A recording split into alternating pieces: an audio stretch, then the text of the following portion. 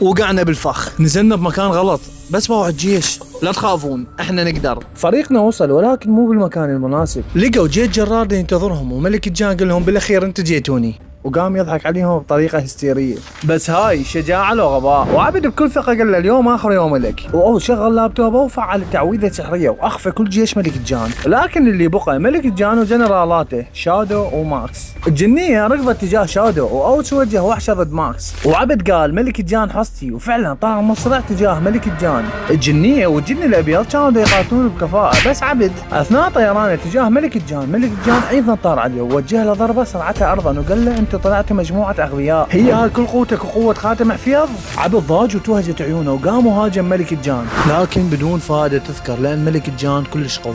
وبقتل أوس ضد ماكس تحول لشكله الثاني وأوسع الكائن مالته ضربا ورجع للحاسوب، وأوس كلش خاف. وشادو ملت من الجنية وقالت لها كافي لعب، وقامت تتحرك بسرعة مو طبيعية ووجهت لها ضربات وأسقطتها أرضا، وقالت لها ذيك مرة أنت هربتي وهسه جيتي برجلك بعد ماكو هروب. وأخيرا عبد ضرب ملك الجان ولكن ماكو فائدة، ملك الجان كلش قوي، اوسع عبد ضربا، وملك الجان قال للعبد انتم كلش مملين هسه راح ننهي اللعبه. وفجاه ملك الجان حس بحضور كلش رهيب والتفته وهو جنرالاته، الا وهو رجل عجوز بدون ما يحكي اي كلمه رفع ايده بتعويذه سحريه. ملك الجان صرخ لا تخلوه يهرب. اجسام تيمنا بدات تتوهج واختفوا من المكان. انتم اغبياء هاجمين على قصر ملك الجان بهاي قدراتكم؟ عبد يسأل انت منو؟ ملك الجان بلغ جنرالاته قال لهم تحضروا حتى نغزو العالم. العجوز اني جابر.